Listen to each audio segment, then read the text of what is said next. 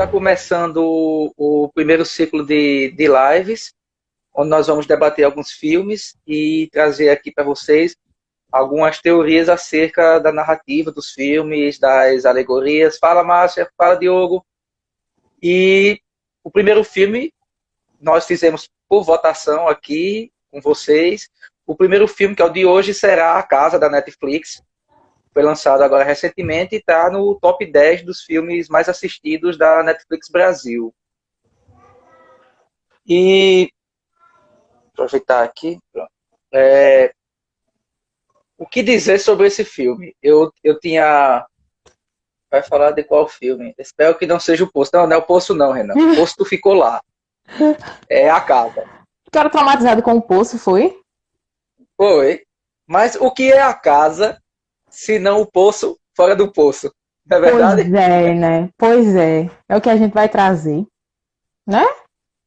É exatamente isso que a gente vai trazer. O que é essa casa que foi o Poço fora do Poço? E para começar assim, de uma maneira simples, vamos explicar uma base do filme para quem ainda não assistiu. Sim. E o filme é um filme espanhol, é desse ano agora, de 2020, se eu não me engano. É 2020, né? Ou é 2019? 2020. É 2020, é lançamento na Netflix. Lançou dia 25 de março. Pronto, 25 de março, pronto, ótimo. E ele, como eu falei anteriormente, ele é um filme espanhol com um ator que é a cara, o físico e a interpretação de Kevin Spacey. É impressionante como o ator parece com Kevin Spacey, o jeito de falar, o jeito de andar, tudo parece com Kevin Spacey. Pior que eu não conheço.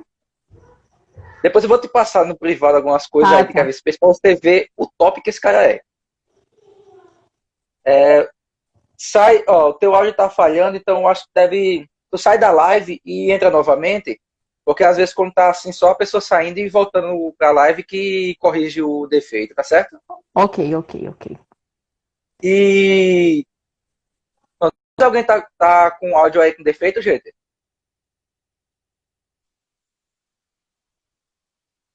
Mais alguém aí tá com áudio problemático?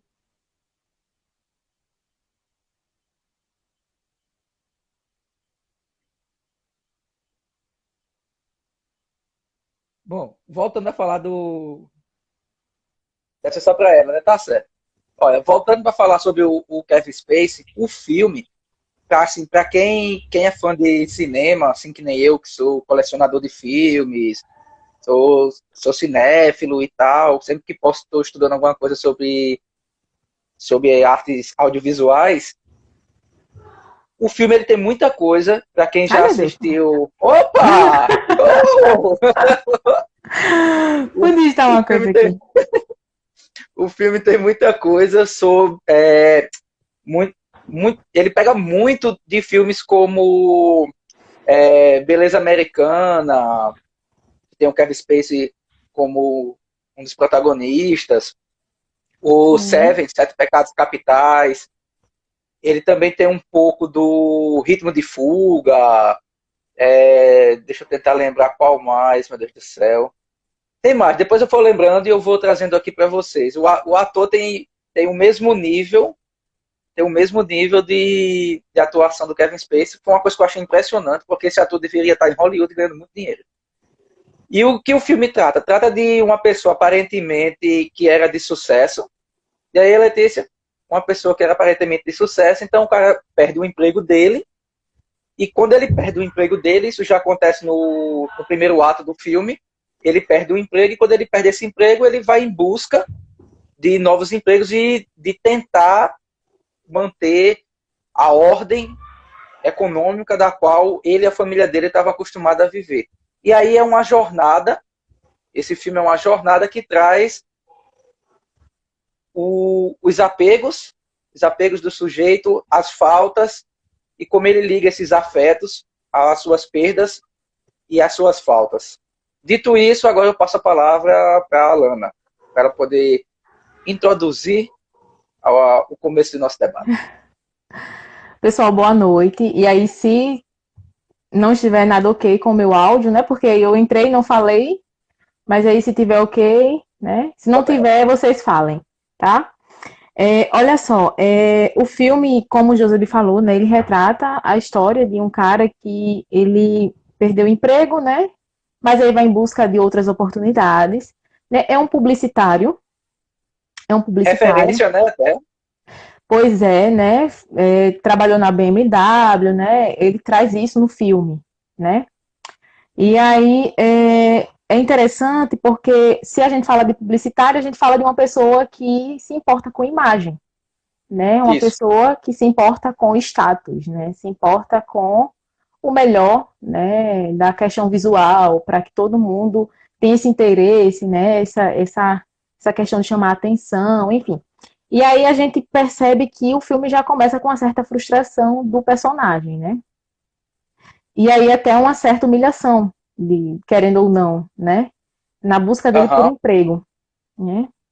E aí, engraçado é que a gente começa o filme tendo uma certa empatia por Javier, porque, querendo É, ou não, né, é a algo dor que se a gente não ativa, passou, a gente vai passar. exatamente. E aí a dor tem essa função, esse objetivo de ativar a empatia por histórias semelhantes, né? E aí quem nunca passou por frustrações, né? Quem não está passando Aqui por um na primeira momento parte. difícil, né? Então, assim, querendo ou não, a gente pega uma certa empatia de início pelo personagem. E aí isso é interessante, né? Porque a gente se coloca no lugar dele. Né? E como você falou, a casa é o poço fora do poço, né? Isso, Essa exatamente. questão de status social, essa questão de estar sempre lá em cima. E aí Javier traz muito essa questão para a gente. Até que a gente percebe que Javier, ele não sabe lidar com frustrações, né? E é Uhum, algo que a gente percebe muito hoje na sociedade. As pessoas não sabem lidar com frustrações, né? Isso é bem comum, exatamente. inclusive, na nossa sociedade atual. E aí eu achei interessante essa questão, né? A gente E aí, Fernanda, começa com empatia com o personagem, mas aí depois a gente percebe que esse dito personagem tem uns certos traços de psicopatia, né? Que hoje não é mais psicopatia, é transtorno de personalidade antissocial, né? Se a gente for pro DSM, né? Mas isso. aí é interessante depois a gente trazer um pouco disso. Mas o foco da gente é faltas e apegos, né? E aí eu A repasso a enfermagem palavra. nasal tá com a gente. A enfermagem Ai, nasal aí tá com a gente. Eu que acho que é chique! Kirene. Seja bem-vinda. E aí eu passo a palavra É, para você, Josebi, né? Para dar continuidade e a gente dar uma discutida. certo. Lembrando que, né? Eu vou informar isso ao pessoal. A gente não assistimos o filme e combinamos de não discutir no WhatsApp. Lembra que a gente combinou isso? Sim. Mas o pessoal não sabe disso, né? Eu tô falando agora. A gente não discutiu o filme no WhatsApp, no privado. Vamos fazer a discussão agora com vocês, tá? É, Porque como a eu gente tinha feito da percebi outra vez. isso.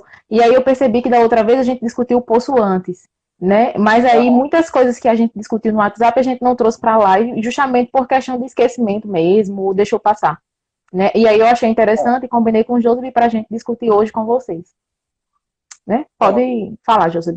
Dito isto, né? Dito isto, eu acho que a frase que dá para se iniciar a casa, para começar a falar da casa, é a frase que a gente tem como base também o poço, que é há três tipos de pessoas, as que estão em cima, as que estão embaixo e as que caem. E o nosso personagem central, o Javier, é o que cai. Ele era o que estava em cima e ele é o que cai, e a gente vê ele chegando embaixo.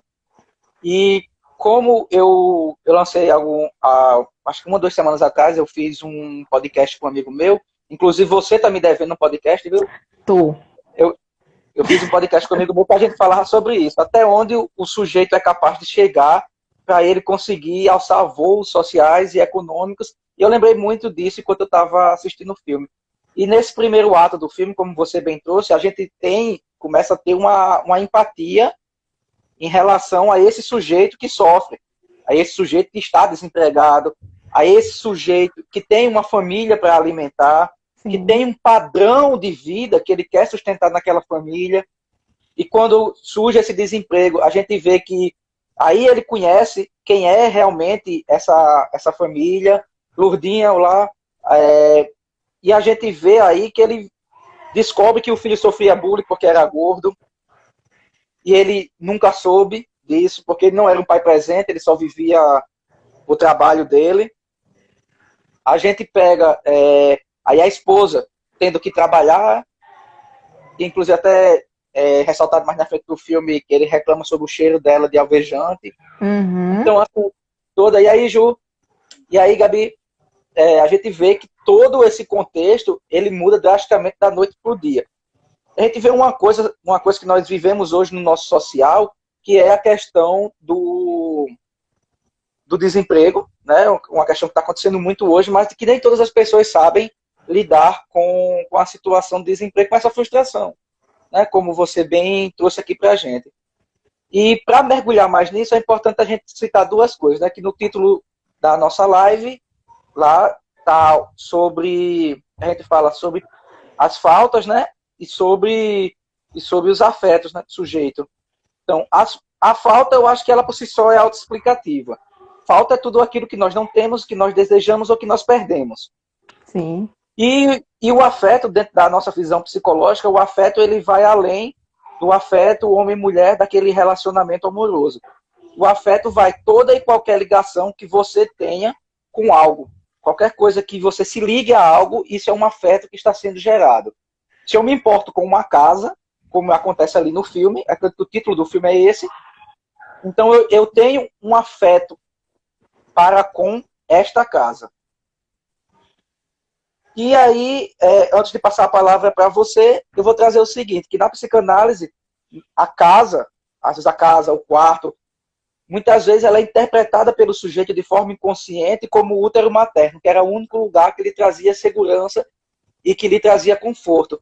Então a casa traz para o sujeito um simbolismo de útero, um simbolismo de segurança. É tanto que agora, quando a gente está nesse isolamento social, nós não estamos em albergues, nós não estamos em um hotel, nós estamos em nossa casa, que é uma reprodução de alvenaria do nosso útero materno, daquilo que nos traz uma forte segurança. A prova disso é que ele está pronto para vender carro, para vender tudo, menos vender a sua própria casa no começo do filme. Agora eu passo a vez para você. Essa questão de Javier não saber lidar com frustrações é interessante, como a gente já trouxe, né? E aí essa questão dele não saber lidar vai trazer agressividade, né? Isso. Eu estou trazendo questões comportamentais porque é uma coisa bem evidente, né? José é mais psicanálise, eu sou mais cognitivo comportamental. E aí, como a gente tinha falado no Poço, lembra da mulher que tirou a própria vida no Poço, né? Uhum. Que ela não via mais sentido, né? E aí eu lembro que na última live a gente falou sobre essa questão de pessoas que tiram a própria vida porque estavam no topo, né? E agora elas estão numa posição inferior e não conseguem lidar com essa posição inferior, né? Isso. E aí qual é o sentido de Javier no filme? Né? O sentido de Javier é permanecer no topo, né? Exatamente. Aí, até porque aparentemente ele viveu a vida toda no topo. Exatamente, né? E ele já tem uma certa idade, né? Querendo, não é que ele seja idoso, né? Que não possa. Mas isso já compromete ele a arrumar emprego. Exatamente. Essa questão da idade compromete ele de arrumar emprego, porque, né? As empresas geralmente querem pessoas mais novas, mais inovadoras. E a gente vê isso no filme, né? No início, né? Queremos Ele ideias tenta novas. inovar, né?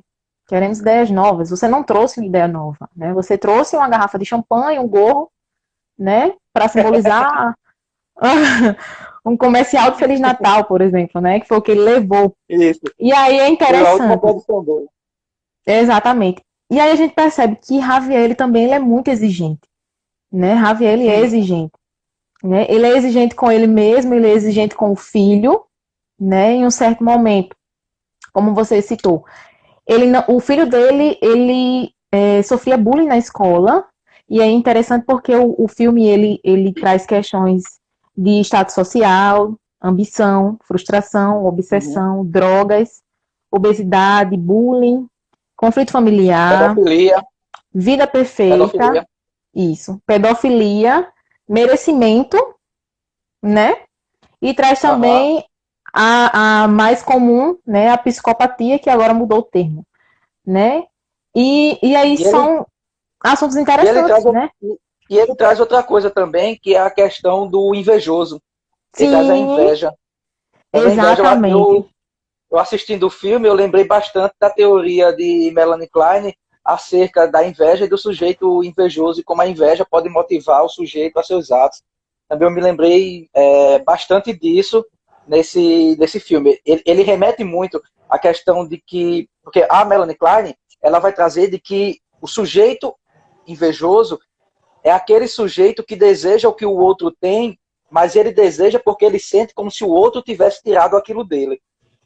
Então, quando você tem essa inveja destrutiva, que é o caso dele, que é uma inveja destrutiva, essa inveja ela é gerada pela sensação de que o outro está obtendo algo que era para ser seu ou que era seu. E no caso do filme, esse outro realmente obtém algo que era dele, que era essa casa. Que ele vende devido às Exatamente. necessidades financeiras dele, tem que vender. E quando ele vende essa casa, ele não aceita que uma família esteja ali sendo feliz, enquanto a família dele está sendo triste. Mas aí também traz aquele questionamento, que outra coisa que o filme traz é aquela visão do... Embora ele tenha sido feito na Espanha, mas ele traz muito aquela visão do American Way Life, né, que é o modo de vida americano, onde as famílias são perfeitas. Então, até então, enquanto ele tinha dinheiro, ele tinha uma família perfeita. A Uhum, família dele era completamente perfeita. Porque ele não tinha tempo para poder ver os problemas que tinha dentro da casa dele. E no momento, e aí, pastor Fábio, então, no momento que ele se depara com a realidade da família dele, que ele vê que a família dele não é perfeita, também tem essa falta. A falta dessa perfeição gera nele um comportamento obsessivo para é, que ele tente conseguir o dinheiro, não mais agora, pelo menos na minha visão, não mais agora no objetivo de ser uma pessoa rica, mas no objetivo de voltar a ser feliz, porque para ele o ser feliz era aquele estado que estava envolvendo aquela casa, que é o que mostrava que ele era feliz, e aquela casa também era o que tirava dele a visão perante a sua própria família e os defeitos que a sua família tinha e quão doente era essa família. exatamente. E aí ele só percebe isso depois, né? Como você falou, né? E não tinha mais tempo para o trabalho porque estava desempregado e aí ele só percebe isso depois. E isso acontece muito na realidade, né? As pessoas Aham, estão a todo instante ocupadas, né? Querendo fazer dinheiro, querendo a todo instante ganhar e estar no topo e não percebem, né, o que se passa ao seu redor. E aí é o que aconteceu exatamente. exatamente com Javier. É Cortou o exatamente teu isso. áudio. Cortou? Tá ouvindo Foi. Mas agora? voltou. Voltou. É, pronto. É justamente isso, né? Ele não sabe lidar com a frustração, como você trouxe no início. Ele não enxergava a problemática da família dele, ele não via que ele tinha uma família doente e Sim, a pobreza trouxe para ele a doença da família, que até então ele não enxergava.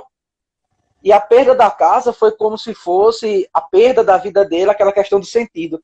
Quando ele perdeu a casa, ele perdeu, de certa forma, o sentido da vida dele. Porque o sentido da vida dele era o status. E a casa era um dos maiores símbolos de status. E, assim, a fotografia do filme, ela é fantástica. Eu gostei muito da fotografia desse filme. Ela consegue trazer alguns simbolismos muito sutis, mas que são muito legais. Que eu não sei se você percebeu, quem já assistiu o filme também, não sei se percebeu, e quem vai assistir perceba depois do que eu vou falar, que a primeira vez que ele entra na casa, porque ele vende a casa, gente, e depois que ele vende a casa, ele pega a chave com a empregada da casa, que ele demite, mas ele não entrega essa segunda cópia, que era da empregada, para os donos da casa lá, para o corretor, aliás, não para os donos, para o corretor. Então, ele, movido por essa falta, movida por esse forte afeto que ele tem, essa ligação com essa casa, e pela inveja de ver pessoas felizes, ele então entra nessa casa, ele decora a rotina das pessoas de lá e ele entra nessa casa quando as pessoas saem. E a divisão entre a entrada da casa e uma das salas, ela tem tipo um U quadrado que divide as salas, como se fosse uma parede cortada. E quando ele entra, a câmera foca ele no meio desse U. desse U quadrado, a câmera foca ele lá no meio. É como se, e aí a gente tem a impressão de que ele está sendo espremido por essa realidade, de que ele não mais pertence àquela casa, ele está sendo suprimido, ele está sendo pressionado contra aquilo que ele era e frente agora o que ele se tornou. Então tem essa analogia, porque as primeiras tomadas do filme, elas são bem abertas dentro da casa, onde dá uma sensação de liberdade, uma sensação de leveza.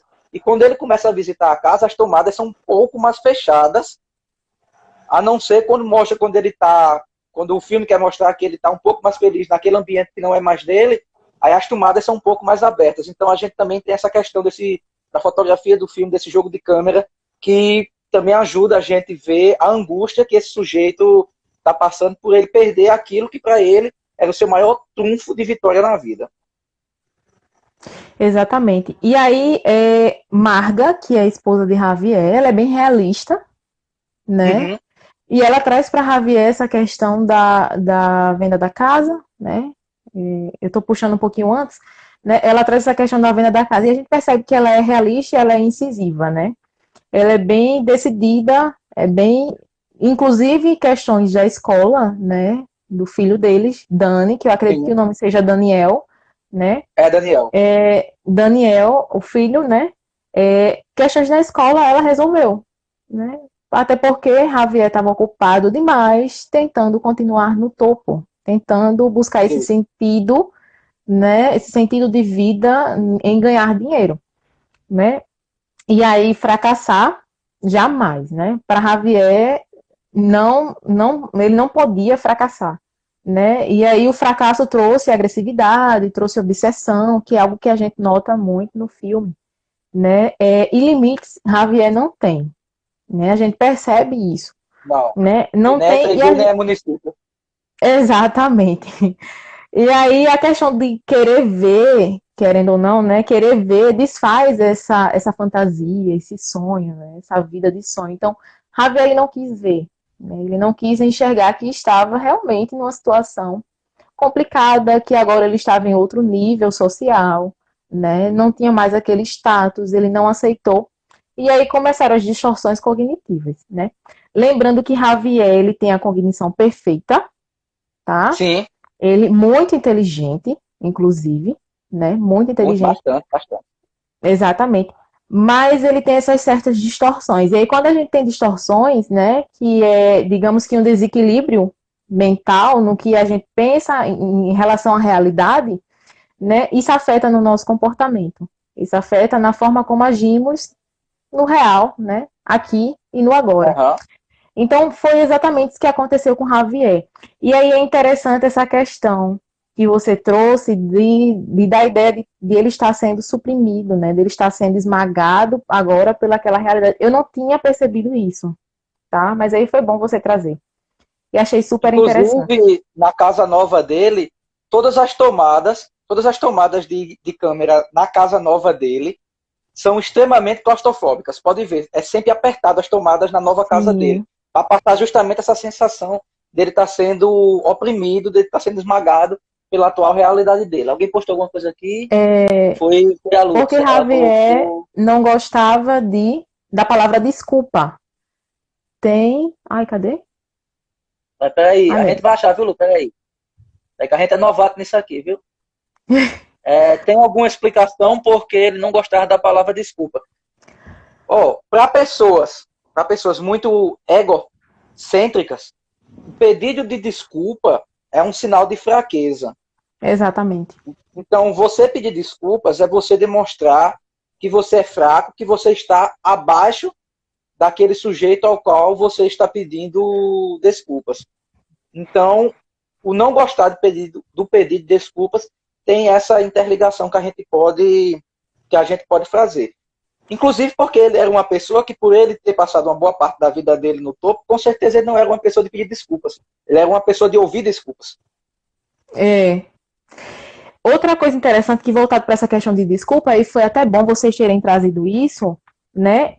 É que eu pensava que ele estava em uma palestra de coaching.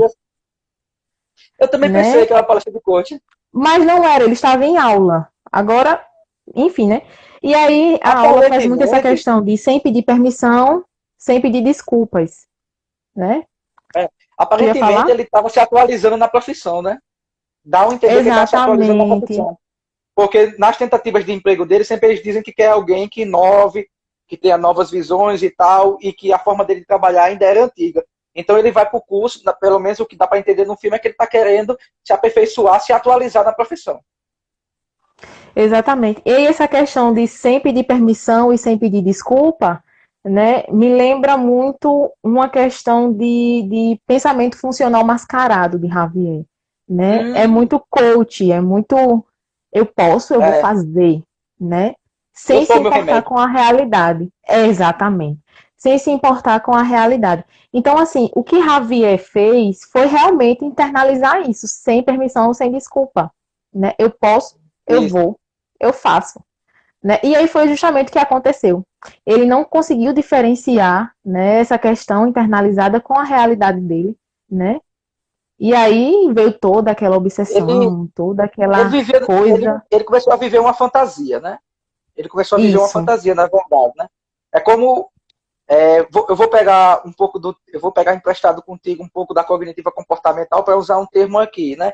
Aí, Sim. quando ele se chocou com a realidade, teve nele uma dissonância cognitiva, Uhum. né?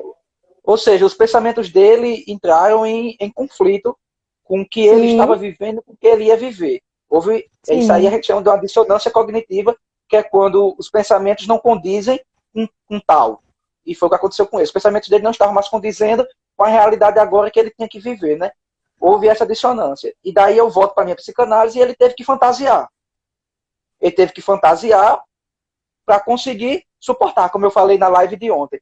Ele fantasiou para suportar. Só que, aí eu falo um pouco como José. diz a própria Melanie Klein, a criança. Oi, tá ouvindo? Tá ouvindo? Tá ouvindo?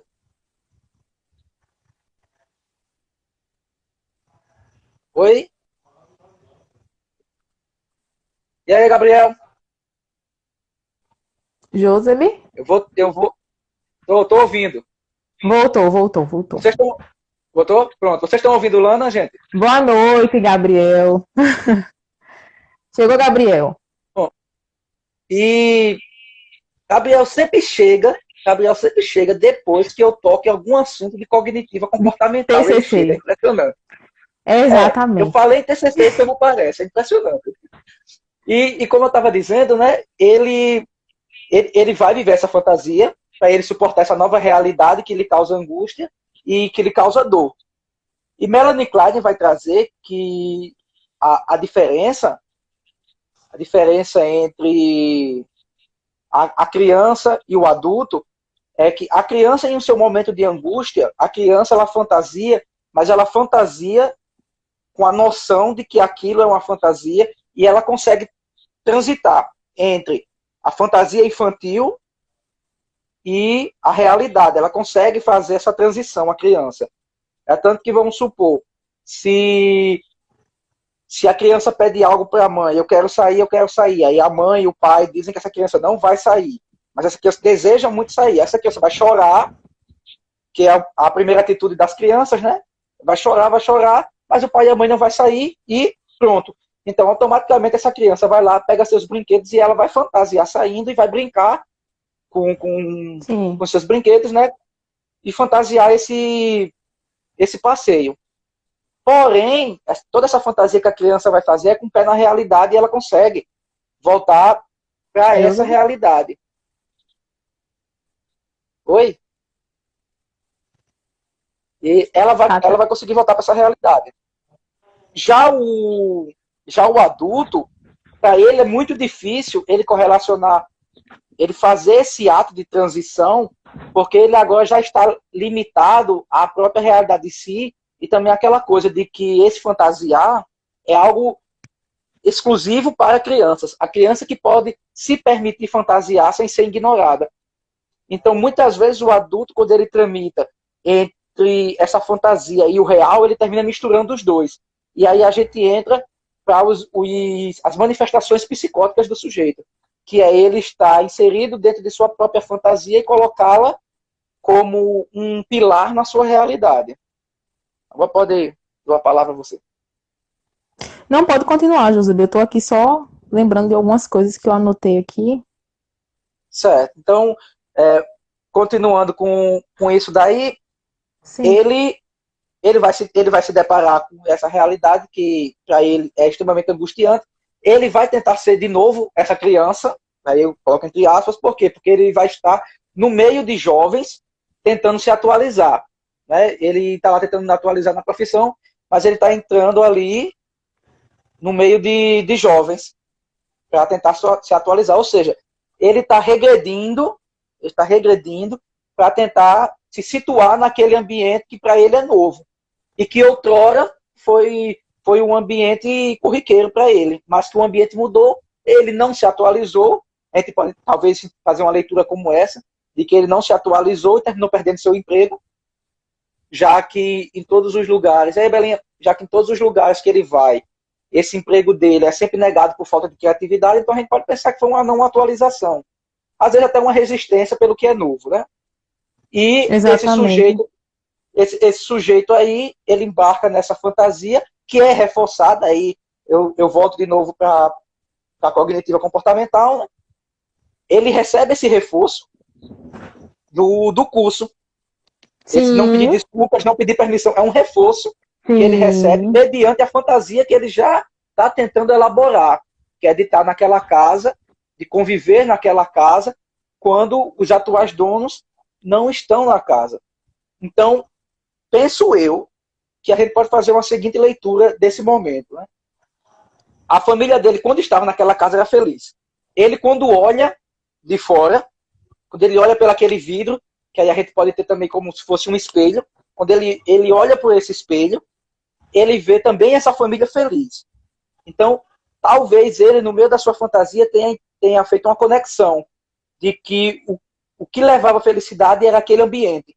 Aquele ambiente, que aí eu volto a trazer a metáfora do útero materno e da segurança, é o que ligava a felicidade, pois ele era feliz ali, até sair daquela casa. E a família que está lá, aos olhos dele, é uma família feliz. E aí é quando a gente chega no segundo ato do filme, e ele começa a investigar a vida dessa família e quem são aqueles que agora vivem dentro do seu útero. José, eu vou pegar emprestado a psicanálise aqui um pouquinho. Vou pegar. Nessa questão do id, do ego e do superego, né? São os 3 eus, né? Isso. E aí, coitado do ego. Eu acredito que alguns já ouviram falar, né? Freud. Enfim. Né? E aí o id, que é esse eu primitivo, né? O ego, que tenta equilibrar as coisas, e o superego, que é aquela questão de regras. Você não pode, né? Você não deve, né? Você não deveria fazer isso.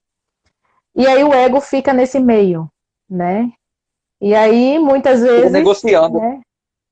Existe essa negociação entre esses 3 eus, né? Entre o primitivo, o eu, né? Que sou eu, né? E o superego nessa questão de regras, de você não deve fazer isso, o que é que você deve e o que não deve fazer. E a gente olha nessa questão de Javier, ele escutou muito o eu primitivo dele, né? Querendo ou não. Né? Uhum. É uma leitura, somos humanos, tá, gente? Podemos sim estar, não que sejam equivocados, né? Mas existem leituras diferentes, né? Uhum. E aí, o que a gente está fazendo aqui, né? A gente está discutindo ao vivo agora, porque a gente até então não tinha falado ainda, né, José? E aí, eu trazendo a questão da psicanálise, né? Pode ser que Javier, ele tenha dado ouvido a esse eu primitivo dele, a esse eu de desejo, né? Eu desejo continuar desta forma. E aí, agora voltando para a TCC, né? Ele foi condicionado a não pedir desculpas, foi condicionado a não pedir permissão, e como você trouxe, né? O curso reforçou essa questão para ele, né? Então, e agora volto para o segundo ato, você pode continuar e eu vou complementando, né? A questão do segundo ato, que é nessa questão da perseguição, da obsessão. Isso. Bem, como você mesmo falou, né? Ele deu a vez ao id dele, né? O id que tomou a vez ali. E como a gente vê na psicanálise, os movimentos psicóticos do sujeito, eles estão muito ligados a como a gente vai chamar, que é o inconsciente a céu aberto. E a instância que está ligada ao inconsciente é o nosso id, é o nosso eu mais primitivo, que tem os desejos de pulsão, os desejos mais agressivos, os desejos da inveja. Então, esse sujeito, ele começou a não mais ouvir a sua voz, o seu superego, e ele começou a dar vazão a esse id, através dessa fantasia que antes estava apenas no nível do desejo, de um gozo à distância, onde ele ficava à distância fantasiando com aquela casa que um dia ele teve, que um dia ele foi feliz. E aí ele chega ao ato dele começar a viver essa fantasia. E ele começa a investigar a família. E ele pensa o seguinte: eu vou derrubar essa família para eu poder ter o que essa família tem. Para que eu seja feliz, eu tenho que tirar dessas pessoas o que elas tiraram de mim. Porque ele associou as pessoas que estavam na casa como se fossem os culpados pelo que ele estava passando. E aí ele descobre que o atual dono da casa, ele tinha problema com drogas, ele estava em reabilitação, e ele vê que tinha essa questão, teve acidentes, ele consegue pegar tudo isso. Então ele vai perseguir o cara, ele vai stalkear o cara, digitalmente e também fisicamente. Sim. E ele descobre o grupo de apoio que o cara tem na igreja. Ele vai lá, descobre o grupo de apoio, descobre o horário, e ele vai até... Tem muita gente entrando. Olá para todo mundo que está entrando, que eu vi agora, muita gente. Sejam bem-vindos. E a gente vê nisso daí que ele já tem todo um script. Ele faz todo um script. É justamente isso, né? O fantasiar é elaborar aquilo que te dá o prazer, é elaborar e vivenciar aquilo que te trará a felicidade em meio àquela angústia. E ele traz o script na hora de falar no final, quando ele vê que o cara já estava impaciente, ele retrata a vida dele como a vida do cara. Ele diz que teve os mesmos problemas, ele diz que teve o mesmo tempo que o cara lá ficou sem usar drogas, ele dá o mesmo tempo. Ele diz que também teve uma esposa e uma filha, na verdade ele tem um filho, mas ele diz que tem uma filha. Ele diz que ele dá a entender de que ele também causou um acidente com eles, como o que estava morando na casa dele lá. Isso, Tomás. Como o Tomás fez. Então, ele diz tudo que Tomás fez, ele toma para si aquilo que o Tomás vivenciou. E aí ele cria um vínculo de afeto, e aí eu volto para o título da nossa live, que é esse afeto. Ele cria esse vínculo de afeto com o Tomás, e ele diz que está começando agora, que está sendo difícil, e ele pede para eles saírem, que ele quer fazer algumas perguntas e tal para o Tomás. E eles vão para uma cafeteria, e nessa cafeteria, eu acredito que a pergunta-chave do filme veio nessa cafeteria. E é uma pergunta-chave que não serve só pro Javier, não. Serve para a gente também. Que a pergunta-chave é quando o Thomas diz para ele e pergunta, olha para ele e pergunta se ele está culpando alguém pelo que ele está vivenciando ou se ele está se culpando. Ele pergunta em quem ele está colocando a culpa. E é exatamente isso que o filme se traduz nessa questão, nessa pergunta. Porque ele não bota a culpa nele, ele não bota a culpa na possibilidade, aí, pelo que a gente entende, dele não ter se atualizado e ter perdido o emprego. Ele não bota a culpa dele não ter encarado essa realidade tão angustiante e dolorosa que foi de passar de rico para pobre.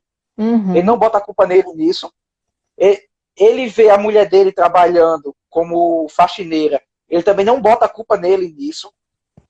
Ele ter sido negligente com o filho dele, ao ponto do filho dele aparentemente ser uma criança depressiva. Ele também não bota a culpa nele nisso, nessa negligência.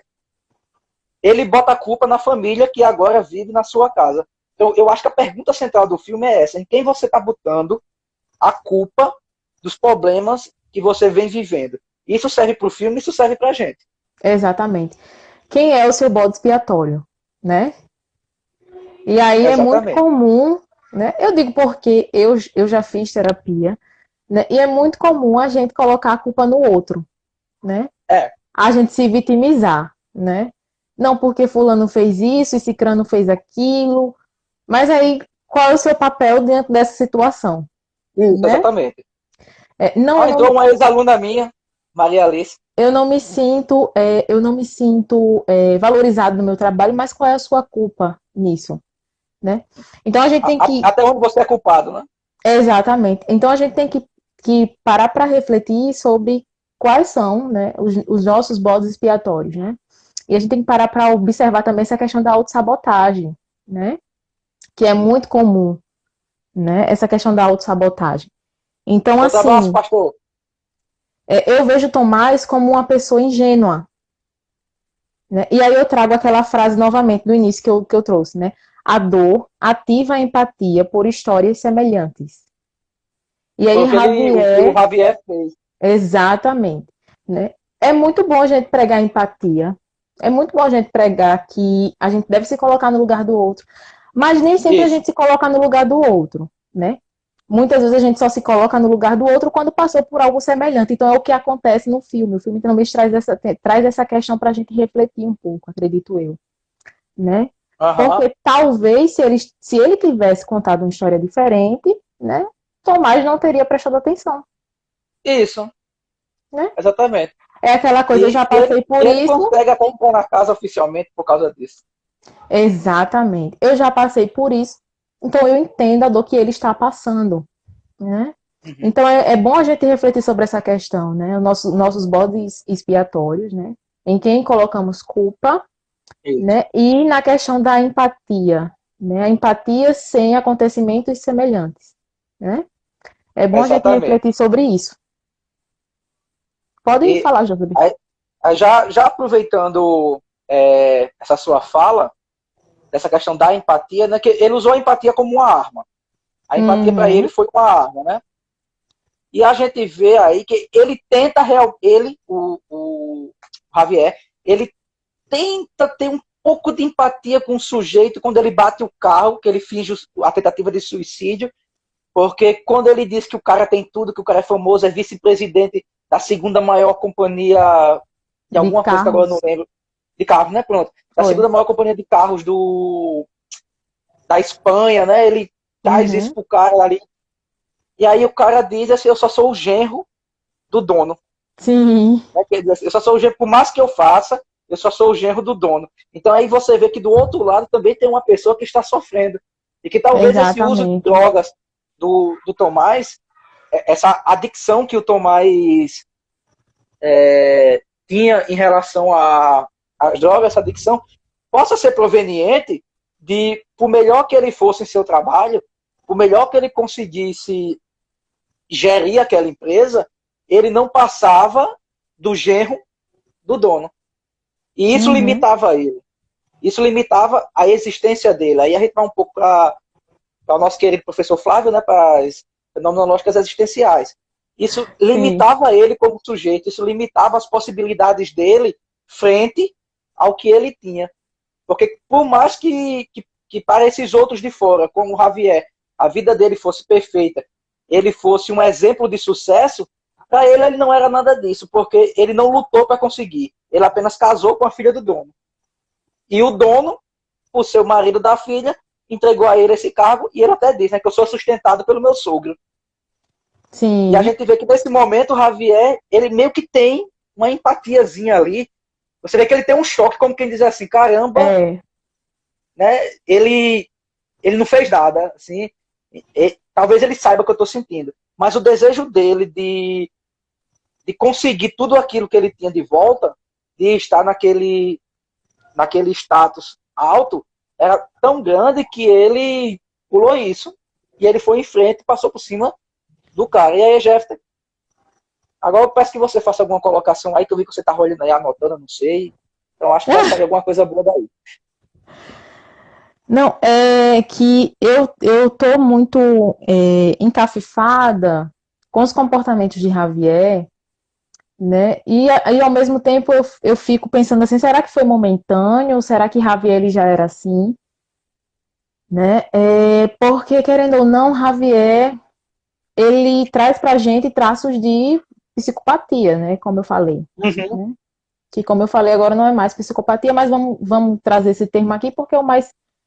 O pessoal conhece mais assim, Da- né? Daqui para o final de nossas lives, nós vamos tirar a psicopatia do povo. Vamos trazer o TPA, transtorno de personalidade antissocial, para que É, as pessoas entendam a mudança. é.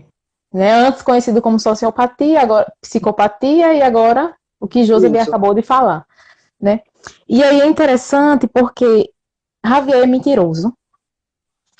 Javier é Patológico. manipulador. Isso, exatamente.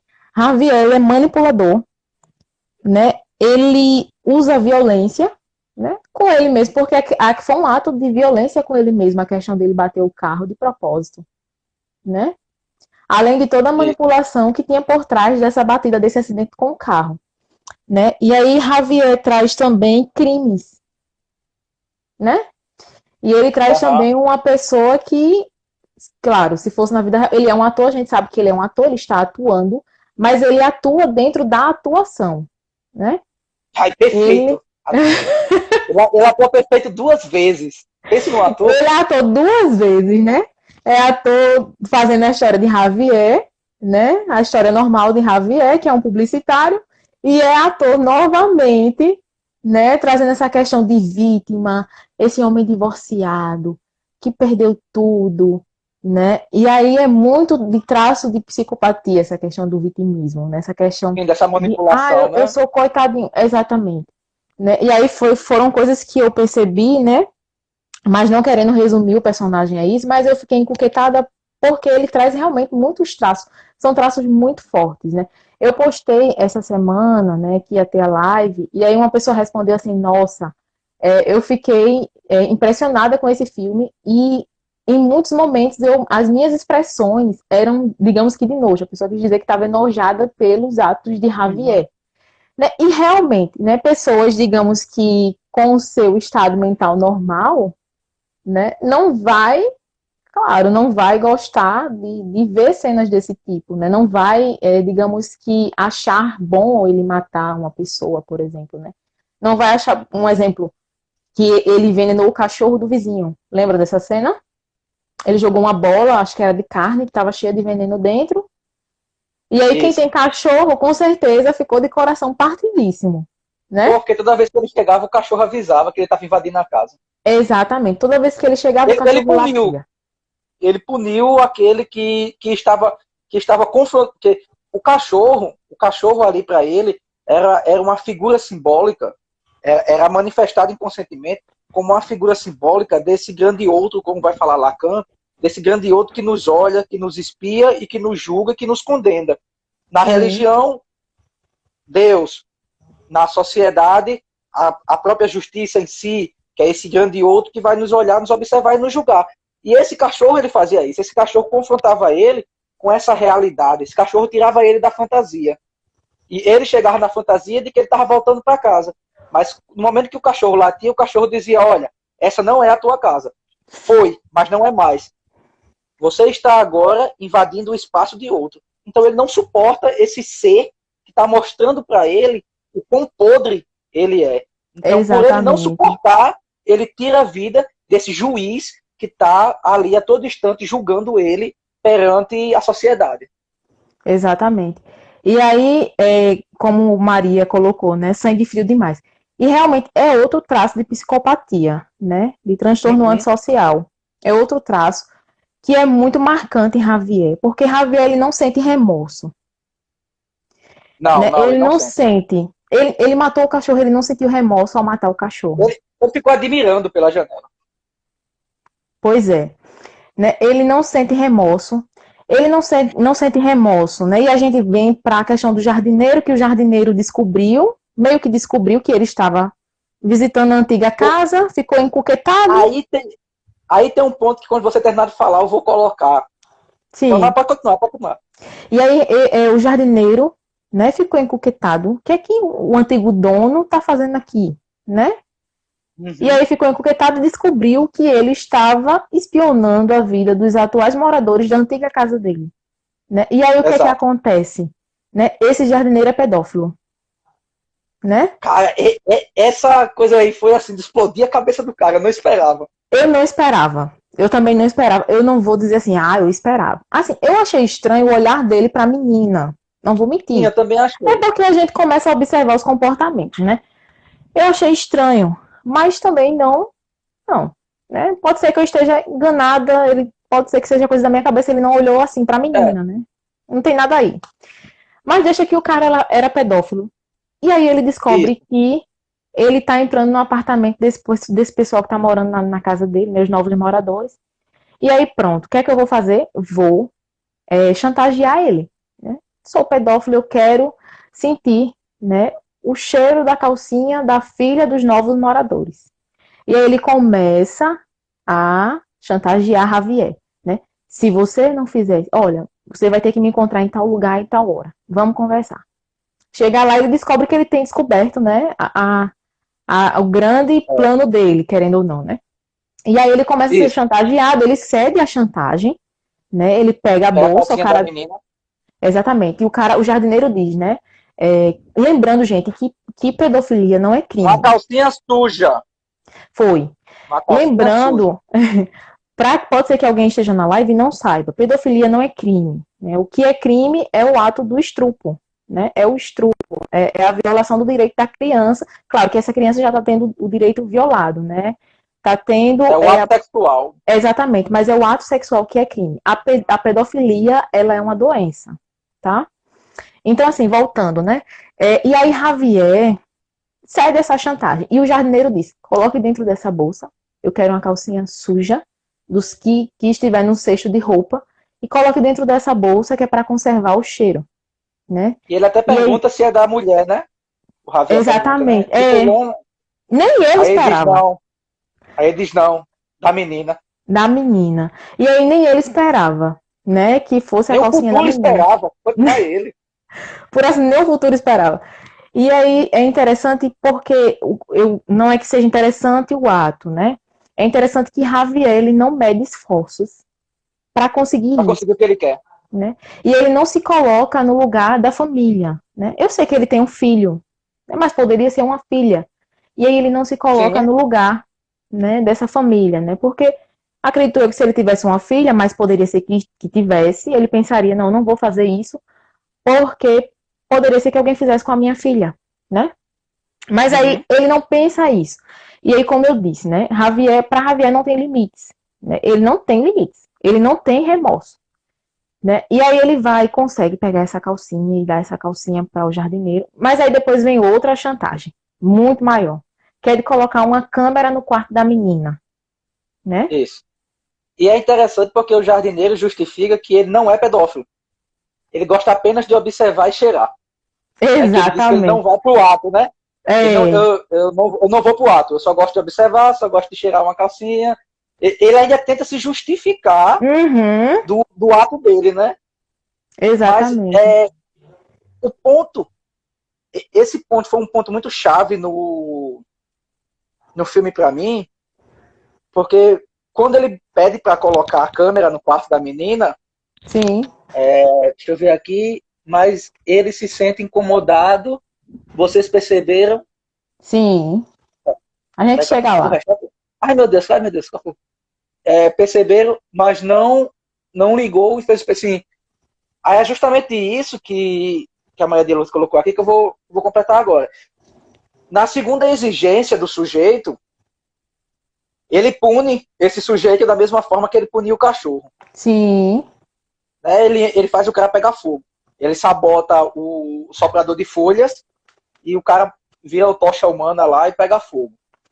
Mas é interessante nisso daí, que foi justamente o ponto que me deixou encucada no filme, é porque o sujeito com transtorno de personalidade antissocial, o TPA,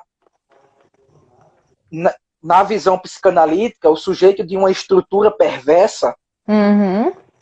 ele é um sujeito que tem como característica ele não ter sentimentos. Sim, Inclusive a própria empatia. Ele sabe o que é a empatia, ele sabe uhum. simular a empatia, ele sabe simular o amor, ele sabe simular uma preocupação, ele sabe simular todo e qualquer tipo de sentimento. Ele é um ator, mas ele não sabe de fato como é ter estes sentimentos. A única coisa que ele sabe é o prazer do gozo. O prazer do gozo sexual, que aí pode vir através de uma morte, através de um roubo, através de uma tortura, que o prazer vem em nível sexual. É a única coisa que ele sabe. E nisso daí, o Javier mostrou que ele tem um senso de justiça. Porque ele ficou indignado pela ação do cara. Exatamente. Você vê que ele pegou a calcinha. Só que quando foi para colocar a câmera, e aí ele já estava orquestrando para ele ser o pai dessa criança, Uhum.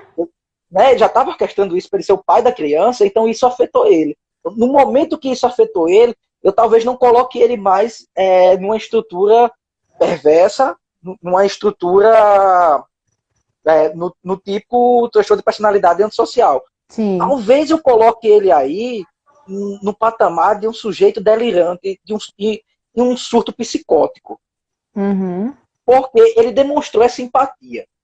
Sim. Porque aquela criança, para ele, já estava se transformando em sua filha. No primeiro ato, que foi roubar a calcinha da menina, para dar pro cara cheirar, ele olhou, achou estranho, o cara se explicou, disse, não, eu não faço nada, só faz cheirar e olhar. Uhum. Ele fez, tá bom, vou lá, pegou e entregou. Mais na frente, quando o cara faz a segunda exigência, ele já está realmente trabalhando, ele já está trabalhando com a esposa do cara. Ele já está tentando criar esse vínculo afetivo com a esposa do cara, do Thomas. E nisso daí ele já está vendo a menina, de certa forma, como a filha dele. E aí, nesse momento, ele resolve defender a menina. Então, aí eu acho que talvez ele seja um sujeito com traços perversos, com traços sádicos, mas não necessariamente o TPA. TPA. Eu acredito por causa disso, por essa demonstração que ele teve de empatia. Nesse momento ele teve, né? E aqui o Instagram, eu descobri hoje, minha gente, o Instagram ele deixa a live apenas 1 hora. Então tá terminando a live, mas a gente vai voltar. Ele só vai fechar aqui a live. Eu descobri hoje isso. Descobri hoje isso. Ele vai fechar aqui e a gente vai voltar, tá certo, gente? E eu continuo com essa pegada aqui, se ele é ou não um psicopata. Vamos continuar com de onde a gente parou, né? Que eu estava tentando explicar essa questão do sujeito, da estrutura, dessa estrutura perversa desse sujeito, sim, né? Sim. Então, como ele demonstrou a empatia, eu não acredito que ele seja um sujeito realmente perverso, mas sim alguém com traços de perversidade. E aí eu colocaria ele numa posição, segundo a Melanie Klein, uma posição esquizoparanoide, que é um sujeito que ele tem esses traços de achar que está sendo perseguido, é um sujeito que está com esse pé na psicose, e ele tem uma inveja destrutiva. A Melanie Klein vai dizer que tem algumas invejas que são destrutivas e tem outras invejas que são motivadoras. Uma inveja motivadora, lembrando, gente, que o que a gente está explicando aqui, tanto eu quanto a Alana, a gente está explicando no termo mais popular possível para vocês e no termo mais fácil de assimilação, porque nem todo mundo que está na live são psicólogos, assim como eu e Lana somos. Então, se a gente for usar termos muito técnicos, pode complicar para vocês. Então, a gente está tentando aqui sempre deixar no mais fácil possível, até para a gente poder também espalhar o que é a psicologia, né? Que tirar esse pouco de mito que há dentro da psicologia. Então, sempre a gente vai estar explicando de uma maneira mais fácil possível de ser assimilada. Então, para os nossos amigos psicólogos que estão assistindo, saibam que nós não mergulhamos profundamente, porque o público vai além dos psicólogos desses vídeos, tá certo, gente? Tendo se tiverem alguma dúvida, né? Se tiver alguma dúvida sobre algum termo, é só perguntar, a gente tenta, né, explicar de uma forma mais fácil. Pergunta aqui na live. Se tiver vergonha de perguntar na live, depois pergunta no privado que a gente responde, não se preocupe. Exatamente. E aí a Melanie Klein, ela vai trazer que esses dois tipos de inveja. Bem superficialmente falando. Uma inveja que é motivadora, que é, por exemplo, se o Javier, naquele ponto da vida dele, viu aquele cara que está morando agora na casa dele, ele estava naquele curso de atualização profissional, então, uma inveja motivadora levaria esse sujeito a trabalhar, lutar para conseguir voltar ao status social que ele tinha. Sim. A inveja destruidora ela cria esse indivíduo, como eu falei anteriormente, que ele vê no outro aquilo que ele deseja e ele tem o outro como alguém que usurpou aquilo que era dele. O outro destituiu ele do que era seu por direito, e não apenas isso. Para ele, o outro está constantemente esfregando na cara dele de que, olha, eu peguei isso de você, eu peguei o que era para ser seu, e você não teve competência, e você não vai pegar isso de volta. Mesmo que aquela pessoa que esteja naquele patamar de ser o invejado não tenha feito nada disso. Mas para o sujeito que está dentro dessa inveja destrutiva, justamente está com esses movimentos psicóticos, esses movimentos mais paranoicos de perseguição, que isso é um delírio, isso é uma espécie de delírio persecutório. Porque eu estou vendo o outro como alguém que me persegue e alguém que tira aquilo de mim. Sim. E aí ele vem para a questão da destruição do seu objeto de desejo, porque o invejado é também um objeto de desejo, não apenas o que ele tem, mas o invejado. O invejoso, ele quer estar no lugar do invejado. Ele quer ter o que o invejado tem. Ele quer viver o que o invejado vive. Muitas vezes o invejoso termina por destruir completamente a vida do invejado a um ponto que o seu próprio objeto de desejo fica sem sentido e a vida do invejoso perde o sentido.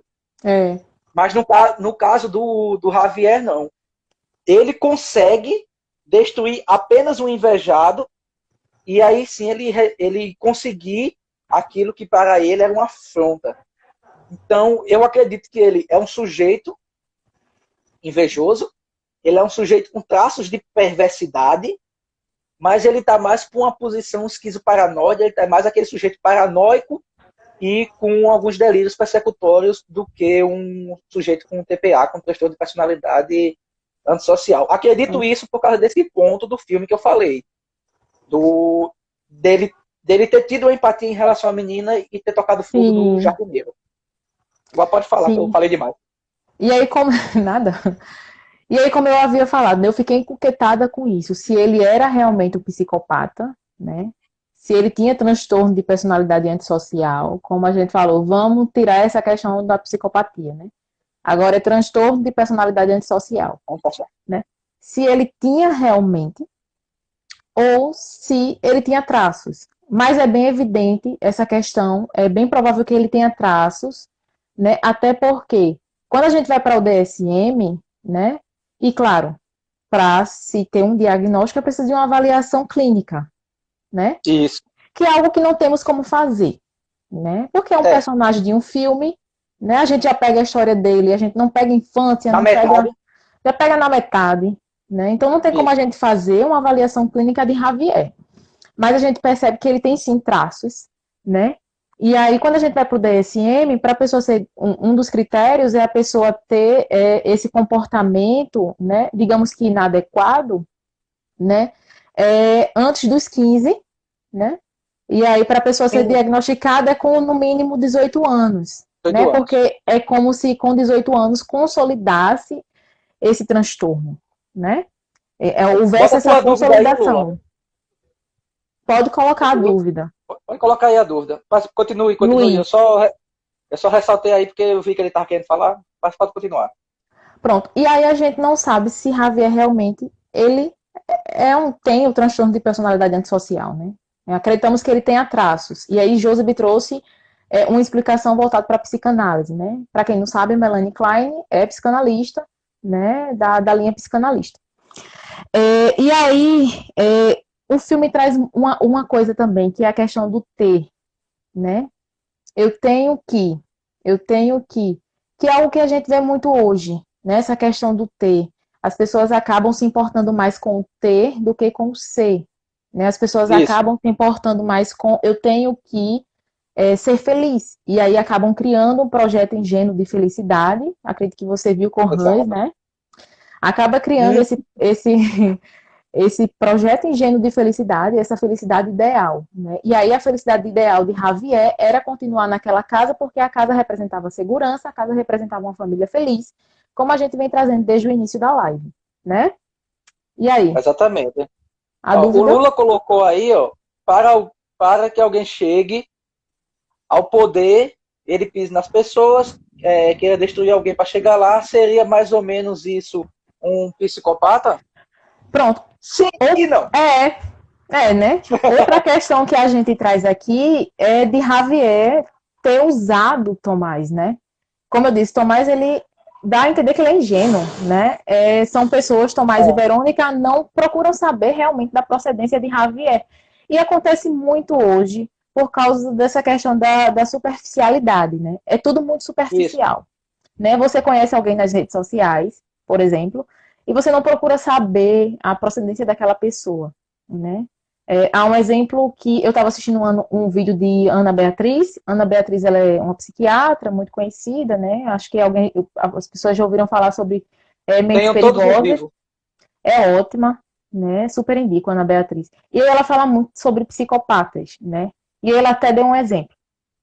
Tem gente que acaba se relacionando com uma pessoa, né? E essa pessoa, ela tá já vai pro quarto relacionamento. E a pessoa do quarto relacionamento não procura saber o porquê do término dos 3 relacionamentos anteriores, né? Provavelmente essa pessoa será um psicopata, né? Porque a gente tem que enfatizar aqui que o transtorno de personalidade antissocial tem níveis, né? Leve, moderado e grave. Sim. E aí o grave é muito voltado para aquela... Exatamente. Né? Então, assim, pode ser que você conviva com um psicopata, né? Com uma pessoa que tem TPA, né?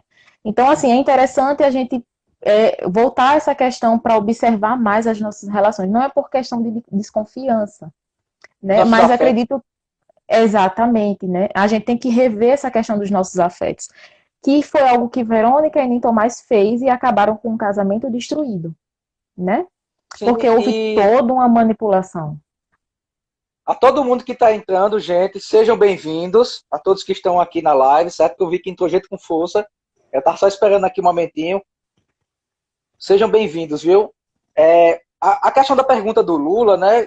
Se o sujeito seria... Se esse sujeito que pisa os outros para conseguir o poder seria ou não psicopata, a resposta, Lula, é sim e não. E não. Por quê? Porque, assim, o psicopata, que é a pessoa que tem transtorno de personalidade antissocial, conhecido como TPA. Então, lembre-se, não chamem de psicopata, chamem de TPA, que é o transtorno de personalidade antissocial. E, segundo a visão da psicanálise, o sujeito de estrutura perversa, que é a mesma coisa. Isso. Então, esse sujeito de estrutura perversa, / TPA, ele tem como característica o outro como uma forma de prazer. O outro é uma via para alcançar os seus objetivos de prazer. Como eu disse anteriormente, esse sujeito, ele não tem os sentimentos básicos que nós temos.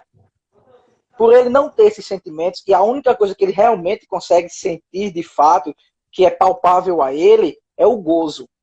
É algo que seja do nível sexual. Então, esse gozo para ele pode vir das diferentes maneiras possíveis que você imaginar. E aí pode ser o sujeito que passa um cheque sem fundo para 2, 3 pessoas, que pratica aquele estelionato, que tira empréstimo no nome de velhinho e come o dinheiro. Porque no momento que ele engana o outro, e aí é o que eu disse, ele usa o outro como via para o seu prazer, no momento que ele engana esse outro, ele está tendo um gozo, ele está tendo um prazer em enganar o outro. E como a Alana bem falou, nem todo sujeito que está nessa classificação, o popular psicopata, nas linhas psicanalíticas e do DSM, a gente pode chamar o perverso, e no DSM o TPA. Esse sujeito, nem todo dele mata. Então, o cara que comete assaltos, mas não mata ninguém, mas o prazer dele é invadir a casa e roubar. Ele é um sujeito perverso, ele é um TPA. O cara que gosta de furtar carros, ele também é esse sujeito. O cara que usa de tudo que for possível para subir na vida, como Javier faz, é uma característica, sim, de um perverso, de um psicopata. Só que sempre a gente tem que ligar que esse sujeito, a empatia dele é 0. Ele não tem empatia. E ele sempre tem a desculpa de que foi o outro que pediu. Isso é uma característica que o Javier não tem. Exatamente.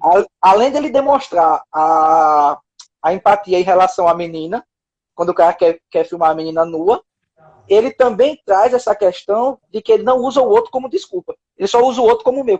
Ele quer voltar a ter uma vida boa. É isso que ele quer. Ele quer voltar a ter uma vida boa. Mas ele não tem esse outro como desculpa. Por exemplo, um sujeito perverso desse que esteja na posição de um estuprador.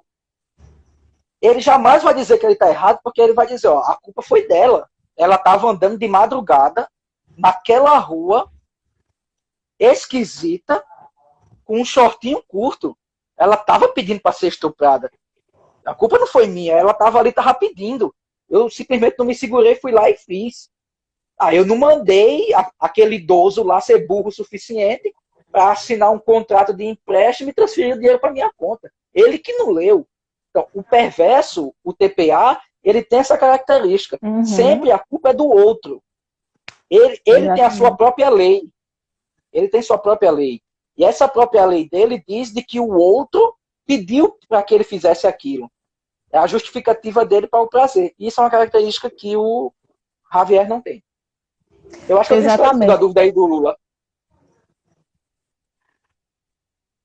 Tem uma pergunta aqui, é uma pergunta? Maria falando que seria justamente, né,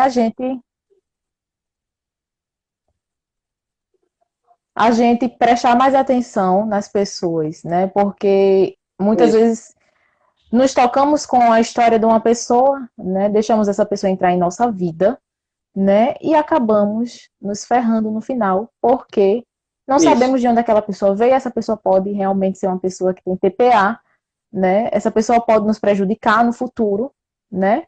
Então, assim, foi isso que ela quis. É justamente isso, Maria, ter cuidado, né? Como eu disse, né? Hoje são muitas relações superficiais, né? É tudo muito superficial, né? Então, assim, é bom a gente ter um certo, né, pé atrás antes de deixar que a pessoa entre totalmente na nossa vida, né? Se Tomás tivesse prestado atenção, isso, exatamente. Uma certa prudência, né? Antes de tomar a decisão de deixar essa pessoa entrar totalmente na vida da pessoa. E aí, se Tomás tivesse feito isso, né? Provavelmente não teria acontecido tudo aquilo que aconteceu. Então, assim, essa questão... E se a pessoa deixar... Só para complementar a tua fala, Lana, se a pessoa chegar ao ponto de deixar, porque nós estamos suscetíveis a qualquer tipo de erro, se deixar o ponto, e quando perceber que está acontecendo isso, que tem algo de errado com aquela pessoa, o ponto principal é você passar a ser, eu acho que não tem outra palavra para descrever, melhor do que você ser um estrategista como aquela pessoa, entendeu? Então você bolar estratégias para que aquela pessoa suma, desapareça, se apague da sua vida. Porque no terceiro ato do filme, quando tem o turn point, que é o ponto de virada, que é quando a gente vai do segundo ato para o terceiro, que é quando está se concluindo os objetivos do Javier, ele vai na empresa do cara, lá na empresa do sogro do cara, ele chega na recepção, dá o nome dele e diz que o cara que chamou ele para conversar. Ou seja, para aquela recepcionista, para quem viu aquela chegada dele, foi o Tomás que chamou o Javier para conversar. E aí ele provoca o cara, né? Ele provoca o cara, deixando claro que ele vai tomar a vida do cara. Ele vai tomar o que o cara tem. Ele provoca. E esse cara já tá virado porque a esposa deixou ele por causa da invenção lá da conversa do Javier. Que fingiu que o cara tinha bebido e que tinha voltado a ser um viciado, né? E quando ele faz isso, o Tomás ele perde, como a gente costuma dizer aqui no Nordeste, né? Ele perde as estribeiras. Sim. E ele agride o Javier. E para quem gosta de cinema, deve ter lembrado que essa cena ela traz um pouco de Seven, os 7 pecados capitais, os 7 crimes capitais, quando o personagem do Kevin Spacey chega na delegacia melado de sangue e todo sorrindo após cometer um crime. Lembra muito. Fica a dica. Mas voltando. Você vê que ele dá um murro nele, aí ele começa a sangrar e ele ri pra ele. E aquela risada dele é como se diz assim, isso, continua, eu tô conseguindo o que eu quero. E aí ele perde as estribeiras e começa a agredir o cara, né? Agride o cara de todas as formas possíveis ali, antes que alguém chegue, chuta, esmurra. E era isso que ele queria. Era isso que ele queria. Então, quando a gente percebe que uma pessoa é... Deixa eu ver aqui um termo que eu posso usar. Uma pessoa venenosa, né? Uma pessoa tóxica. Pronto, tóxica é mais bonito. Venenoso é muito baixo. Uma pessoa tóxica. Quando você percebe que uma pessoa tóxica entrou na sua vida, é você tentar ser tão estrategista quanto aquela pessoa. É você compreender quais meios você deu para que aquela pessoa se instalasse na sua vida. Quais foram as portas que você abriu para que aquela pessoa estivesse perigosamente próximo de destruir a sua vida. E a partir daí você bolar estratégias para que aquele indivíduo, que aquela pessoa se desvincule da sua existência social. Exatamente. Então é isso aí a minha resposta à pergunta dela. Exatamente. Vale lembrar também, né, questões de relacionamentos abusivos, que acontece muito. A gente poderia trazer essa temática depois, em outro momento, né? Porque é uma temática boa, é uma temática bem atual, né? Então, assim, a questão de relacionamento abusivo também, né? Onde o parceiro, né, geralmente ele vai colocar a culpa na parceira, né? Porque geralmente acontece assim, né? Quem é abusivo é o homem, né? Geralmente, tá? Pode ser que existam exceções, né? Então, assim, vai colocar a culpa na parceira. Então, assim, esse também pode ser um TPA, querendo ou não, né? Sim. Pode ser um TPA. E aí é mais complicado, né, na questão do relacionamento abusivo, porque acaba que a outra pessoa não consegue enxergar que essa pessoa tá prejudicando, tá fazendo mal, porque essa pessoa se sente culpada. Mas aí a gente traz essa temática outro dia. Eu acho bem massa a gente trabalhar essa questão dessa temática de relacionamento abusivo, né? É uma boa temática. A gente vai escolher um filme, para a gente sempre usar um filme como base, porque traz muitas coisas que a gente pode debater com vocês e fica mais fácil para também trazer a psicologia para o senso comum, é bem mais fácil através das obras de arte. Então, depois que a gente terminar esse ciclo, né, que a gente tem um ciclo aí de 5 encontros, não se preocupe que a gente vai se programar para ver, não toda semana, mas a gente vai se programar aí, talvez durante a semana, coisas que não sejam diretamente vinculadas a filmes, como a gente está fazendo agora. Mas a gente vai ver ainda, certo, gente? E esse ponto de virada, né, que teve o ato 2 para o ato 3, que teve essa agressão do Tomás para o Javier. E aí ele ele vai para a casa da esposa, para a antiga casa dele, ele faz com que ela cuide dele, e aí ele já coloca a esposa do Tomás numa posição de sua própria esposa, sem ela perceber. Porque ela já toma a posição de esposa dele ali, naquele ato.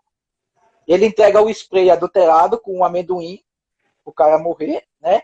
Que já tinha tudo isso organizado, ele já entrega lá. E ele vai para a casa dele. E quando ele chega na casa dele, é interessante a gente colocar aqui, né? Que ele chega lá, a mulher vê ele lá com o rosto todo desfigurado, começa a questionar o que foi. Aliás, quando ele abre a porta, ela já vai questionando ele porque a conta não caiu no banco, né? A conta o dinheiro da venda do carro, né? Ele bateu com o carro e disse que vendeu o carro. Aí quando ele abre a porta que entra, o boa noite dela já é logo esse. Por que o dinheiro não caiu na conta? O que é que você está fazendo? Ele entra no quarto, tranca a porta, arruma as malas e vai saindo. E quando ele vai saindo, eu acho que tem a segunda, na minha opinião, o segundo questionamento que é extremamente importante que esse filme traz, vem nesse segundo ponto de virada do segundo para o terceiro ato, que é justamente quando ele pergunta para ela sobre se ela é uma pergunta praticamente que retórica que ele faz para ela, que é justamente dela preferir brigar, dela sempre preferir brigar do que obter as respostas. Ele traz isso. E aí a gente pode ver que talvez esse relacionamento deles fosse um relacionamento moldado realmente através disso. Ele era um cara que tinha dinheiro, quando faltava alguma coisa em casa, ela perguntava, reclamava, brigava, ele comprava, dava, ela se calava. Sim. E assim eles foram vivendo a vida deles. A gente pode interpretar por esse lado, porque ele diz que, ele deixa claro ali, de que ela sempre preferiu brigar do que conversar. É isso que ele deixa claro lá, que ela preferiu sempre a briga do que a conversa, do que obter respostas. Porque para ela o importante era isso. Então a gente pode pensar que esse relacionamento foi um relacionamento pautado através de brigas, onde o que ela desejava, o que ela queria obter dele, e aí eu falo em qualquer nível de obtenção. Porque às vezes quando a gente fala assim, a gente pensa quase que numa coisa de manipulação do outro, mas eu não estou falando isso, estou falando em qualquer nível. A gente pode pensar que ela usava justamente desse confrontamento direto, dessa briga, para ela conseguir o que ela queria através de uma discussão. E esse sujeito sempre tinha dinheiro, sempre conseguia aplacar essa fúria que essa mulher tinha. Então, para ele era fácil conviver com ela, porque ele sabia como lidar com ela, era gastar dinheiro. A gente pode Sim. fazer essa leitura. E quando o mundo financeiro deles ruiu, Uhum. agora aquela mulher que vive cobrando, que vive discutindo, então agora ela se torna uma pessoa insuportável. É. Porque ela joga o fracasso dele na cara dele. Enquanto a outra, a do Tomás, ela é uma mulher que tem um cara que é viciado em drogas e em álcool, um cara Uhum. que meteu um carro num poste com a esposa e a filha dentro. A esposa tem Sim. uma marca até hoje, a filha quase que morreu, quase quebrava o Uhum. pescoço. Essa esposa ainda vive com ele, faz de tudo para viver com ele, e ela tem uma atitude passiva com esse cara, onde ela só se manifesta ativamente quando esse cara mente para ela. Então, ele vê nessa mulher tudo aquilo que ele desejava na esposa dele. Verdade. Então, aí é mais um ponto para aumentar a inveja desse sujeito em relação ao Tomás. Eu não sei E se você até tinha correlacionado isso, mas aí eu achei sim, mas interessante pontuar. faz todo sentido. Foi bom você pontuar, né? Porque eu ia trazer só a questão de Javier achar que Tomás ele apreciava o que ele tinha, mas que ele não merecia, Uhum. né? Ele que Tomás ele vivia, né? Ele abraçava a esposa, né? A filha, mas ele não merecia aquela vida porque justamente ele tinha uma esposa boa demais para ele, né? Na Isso. cabeça de Javier. Então, né, além da casa, Javier também queria família e foi o que ele conseguiu, né? Exatamente, foi o que ele conseguiu. E Através de aí, toda a manipulação, mentira, todos os traços de TPA que a gente trouxe aqui. é, e é interessante aí que já nesse terceiro ato, né, quando ele consegue mover todas as peças do xadrez, que aí eu vejo esses movimentos dele como o movimento de um xadrezista. Eu sou xadrezista e por isso eu vi também, é, eu vi esse filme com esse olhar da estratégia do xadrez, e ele foi movendo as peças aonde ele queria, ele foi derrubando cada peça, até no final ele dá o checkmate, que ele derrubou o rei. E o que faz no xadrez é quando a gente derruba o checkmate, um rei obtém tudo que o outro rei tem, ocupa o lugar daquele outro rei. E foi justamente o que ele fez. Ele consegue ocupar o lugar daquele outro rei, ele dá um checkmate naquele indivíduo, que é o Tomás, depois de ter movido brilhantemente, porque a forma como ele conseguiu manipular tudo ali foi fantástico, que ninguém desconfiou de nada, e ele conseguiu manipular tudo. E aí ele se torna, então, aquele sujeito de volta à, à fama. Né? Ele volta a ter o seu status que ele queria. Ele consegue, dessa vez, não ter a sua casa, mas ter uma casa muito melhor. E aí a gente vê que Sim. ele não tem problemas, que ele não tem problemas dele ser o genro, de ele ser apenas o genro, como o É, Tomás tinha esse problema. Ele não tem esse problema, porque ele sabe usar o apenas genro. O Tomás ele não sabe usar o apenas genro, porque o Tomás ele se frustra, e aí a gente pode correlacionar com um quadro depressivo, o Tomás, né, correlaciona com um Tomás. quadro depressivo, que justamente aí essa falta essa falta dele de ser uma pessoa de sucesso, Uhum.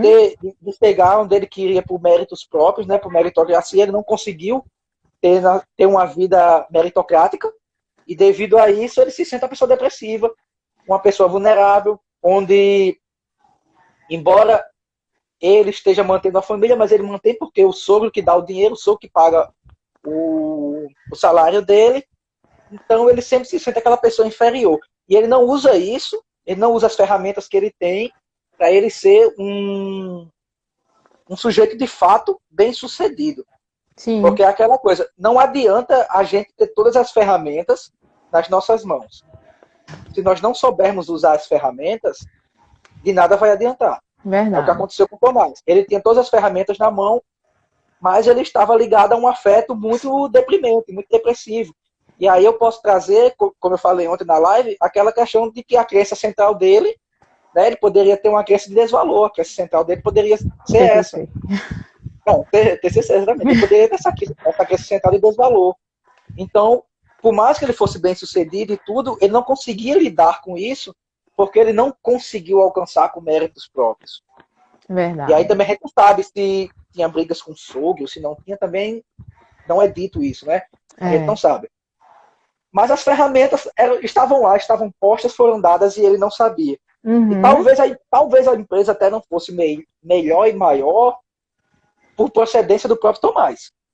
E a gente Sim, vê no final do filme que quando o Javier assume a empresa, ele tem uma postura de que ele bota realmente essa empresa para frente. verdade. Ele, o cara que queria contratar ele como estagiário no começo do filme, Uhum. e que o rapaz que trabalhava e mandou o Javier assinar o contrato, né, disse que para ele que era uma barganha, né, que ele disse que contratar ele como estagiário era uma barganha, e é daí quando ele surta, é o ponto de É, virada do primeiro ato para o segundo ato é esse, que é quando ele surta mesmo de vez. Ele consegue transformar esses dois indivíduos em funcionário dele. verdade. Ou seja, ele chega no ponto lá e diz, olha, eu para você eu era uma barganha. Eu para você que é um marketing. Não é marketing, tem um nomezinho do cara que trabalha com marketing. Agora eu esqueci do nomezinho. Meu Deus, tá na ponta da língua. O marqueteiro, vamos chamar assim, que eu não estou lembrando agora o nome exato. O, o marqueteiro lá novo, que era o que Sim, trazia inovações para a empresa, e aí a gente pode correlacionar que poderia ver esse sujeito como alguém que era uma ameaça que destituía ele de ser alguém importante. Agora ele chega lá e diz, olha, você é a nova geração, você é o que uhum, inova, mas você trabalha para mim. E exatamente. você que queria barganhar, agora quem faz a barganha sou eu e não Sou você. eu. Então ele consegue dar a volta por cima. E aí fica a questão, que você já trouxe aqui. Será que ele realmente era um sujeito mau desde o início? Ou se as Uhum, pressões sociais transformou ele nesse sujeito com traços perversos? O que é que exatamente. vocês acham? Vocês acham que E ele era mal ou que ele se tornou se mal tornou mal. mediante, mediante a essas pressões? E aí eu gostaria que você desse a sua visão. Aí, se você tem uma, duas visões, dê aí que depois eu darei a minha visão e a gente vai concluir a nossa live de hoje, que foi extremamente produtiva. Exatamente. É, como eu já trouxe aqui, né? Para ele era importante ter e não ser, né? Para ele o sentido era continuar no topo, né? E para isso ele não tinha limites, ele não podia fracassar, como a gente já falou, né? Então é importante trazer que o filme, querendo ou não, traz ele, né? Estou revisando aqui, né? Traz ele Aham. como uma pessoa psicopata, com traços de psicopatia, mas não sabemos, né? E aí, para terminar a história, né? Acaba que Tomás vai tentar conversar com Verônica, né? Já que a gente já está finalizando, eu posso, né, pegar, Isso, pode, né? com certeza. Tomás vai conversar com Verônica, né? Muito agressivo, muito alterado. E aí, Verônica lembra do Achando spray. que E isso eu achava que Verônica estava traindo ele com Javier. E aí ela lembra do spray que Javier entregou para ela, que estava adulterado com essência de amendoim, amendoim, né? filho da Que mãe. exatamente, que Tomás né, até de forma ingênua, falou para Javier, né, no momento que ele bateu com o carro, né? E disse assim, cara, esse vício, né, você lidar com isso é como você lidar com alergia, né? Você vai continuar tendo, mas você precisa lidar. Eu tenho alergia a amendoim. E aí aquilo foi um trunfo para Javier saber como era que ia matar Tomás, né? E aí acaba que esse spray adulterado, a esposa, né, de Tomás com medo, né, joga no rosto dele, ele consequentemente cai, né, começa a se sentir sufocado, cai, começa a ter todos os sintomas, né, da alergia. E aí ele cai, ela liga para Javier, né? Javier estava bem próximo, inclusive Javier já tinha visto que Tomás estava na frente da casa. Então foi um plano muito arquitetado, né? O filme ele traz esse plano perfeito, né? É como a La Casa de Papel, né? É como essa, inclusive vai sair até a nova temporada, né? Enfim, mas voltando para a casa. Uhum. E aí a casa traz essa questão do plano perfeito, né? Querendo ou não é um clichê, né? Querendo ou não é um clichê, mas traz esse plano perfeito e realmente o plano é executado perfeitamente. E como eu disse no início da live, ele tem distorções cognitivas, mas ele tem a cognição perfeita. Ele é inteligente. Ele é inteligente, inteligentíssimo, né? E ele é calculista, ele é frio, manipulador, mentiroso, né? E aí ele consegue tudo isso desta forma. Então, ela chama ele, né? Eu sou o herói de Verônica, vou lá ajudá-la. Né? E aí ela vê ele como um herói, querendo ou não, né? Ele entra, pede para ela ficar no quarto com a menina, enquanto Tomás estava agonizando no chão, né? Querendo ou não, e na verdade ele já tinha parado, né? Já estava quieto. E até eu pensei que ele realmente já estava morto. Mas Tomás ele não estava morto ainda, ele começa a ter uma certa reação e Javier está sozinho com Tomás. E aí ele pega, né, coloca luvas, né, e sufoca Tomás. Né? Então, querendo ou não, Javier cometeu 2 crimes. Né? E aí a gente puxa para TPA novamente, né? Essa questão de cometer crimes, né? Então, resumo da história, o filme termina com Javier muito bem, e aí do nada surge Marga, que é a antiga esposa de Javier, e revela para ele que descobriu tudo, né? Descobriu o que era que tinha no lixo, que ele colocou no lixo o frasco de essência de amendoim. E que ela começa a dizer que achou estranho o comportamento dele, achou estranho porque ele ter morrido, um empresário tão bem sucedido, né? E um empresário que Javier até então agora estava tendo contato. E aí as peças começam a se encaixar, né? E aí é quando ela revela isso para ele, diz que vai entregá-lo à polícia, né? Que vai denunciá-lo, só que ela ameaça ele, né? Ele diz para ela, no caso, ela ameaça ele primeiro e depois ele ameaça ela, né? Ele diz para ela que se ela fizer isso, ele vai pegar todo o dinheiro que ele colocou em uma conta para o filho usar futuramente numa faculdade, né? Vai pegar todo esse dinheiro para usar com o melhor advogado do país para retirá-lo da cadeia, né? Então, assim, justiça. E que vai vender versus... a casa. Exatamente. Vai vender a casa que está no nome dele, que ela vive lá. Exatamente. E aí ela fica entre a cruz e a espada, né? E aí ela fica entre justiça e providência, né? E aí? Né? O que era que você faria, Josué? É bem complicado. Ela como mãe, né? Isso. Ela como mãe, ela agora estava criando o Daniel sozinho, né? E ela poderia impedir que Daniel tivesse um futuro melhor, né? Então aí, o que é que você faria, né? E me diga aí pra gente dar uma fechada. E outra, lembrando da cena da torneira, tá? Eu quero comentar um pouquinho sobre a cena da torneira. Eu também. Vai, dá tua opinião aí sobre o último ato aí. Ótimo. Bom, como Lana já descreveu aqui, eu não vou descrever toda a cena de novo, porque ela já descreveu com bastante detalhes essa cena do ato final. E é interessante aí que novamente ele vem para essa característica desse traço perverso do sujeito, né? Que ele olha para ela e diz: pode ligar para a polícia. Uhum. Né? Que ele diz: pode ligar, ligue agora. Ele até confronta ela. Liga agora. Vou tirar o dinheiro do nosso filho, vou vender a casa que está no meu nome e vou pagar os melhores advogados. Aí ela diz, você não faria isso. Ele só olha para ela, ri, diz, pode ligar, eu tenho uma reunião com os acionistas. E ele vai se embora para a reunião. Exatamente. E aí cai a ficha dela de que realmente ele tem coragem de fazer aquilo. Exatamente. Ou seja, tudo para não perder tudo. Exatamente. Tudo para não perder tudo. E assim, se ele era mal, se ele se tornou mal, eu acredito, possa ser até uma leitura um pouco ingênua minha, mas eu acredito que ele possa ter se tornado mal. Sim. Sabe por quê? Eu acredito que houve uma cisão do ego dele ali. O ego dele se cindiu. Porque, como eu já venho trazido durante a live, nessa questão de que eu vi alguns traços que seriam alguns delírios persecutórios, alguns traços de manifestações psicóticas desse sujeito que vive essa fantasia de que o outro realmente usurpou o que era dele, que ele tem que tomar de volta aquilo que era dele e tal.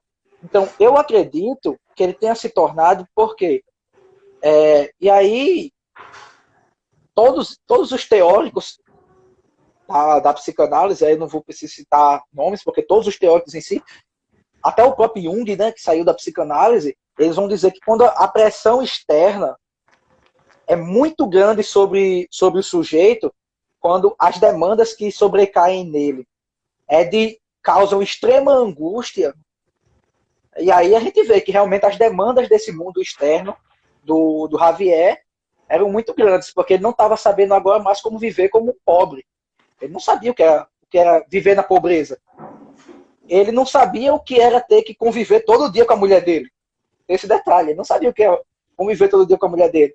Ele não sabia o que era conviver com o filho dele. Uhum. E a primeira vez que ele tentou, de fato, criar um laço com o filho, ele foi correr com o filho e botou o filho quase para ter um ataque cardíaco, de tanto que correu subindo na ladeira. Foi. Então, as demandas externas não estavam presentes, de certa forma, na vida dele. O que estava presente de demanda externa na vida dele era trabalhar, ter dinheiro, suprir financeiramente minha família. Só. Era isso que ele tinha. Então, quando tudo caiu, todas essas demandas externas começaram a surgir, mas não foi uma por vez. Foram todas ao mesmo tempo.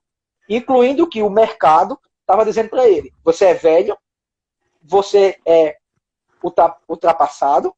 Uhum. Ele tem até uma parte do filme que ele diz isso, quando ele vai falar com a Mônica, com a filha do Tomás, que ele vai citar uma bailarina antiga e a menina não conhece, que a menina conhece a que está na moda agora, nova, e ele diz, as pessoas costumam me chamar de fora de moda. Negócio assim que ele fala.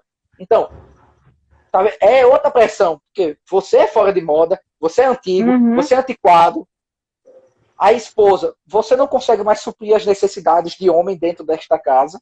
E aí a gente também vê no filme que não há relações sexuais entre eles. Há apenas uma investida dele quando ele leva o primeiro fora, no começo do filme da tentativa de emprego, ele tem uma investida sexual, mas a mulher também corta ele.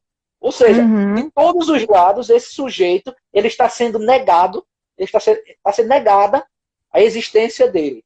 De alguma forma, ele está sendo negado e, ao mesmo tempo, está sendo cobrada uma nova existência. Está sendo negada a antiga e está sendo cobrada uma nova. Então, essa pressão ela é tão grande que o ego do sujeito ele sofre uma ruptura. Ele se fragmenta, ele se despedaça.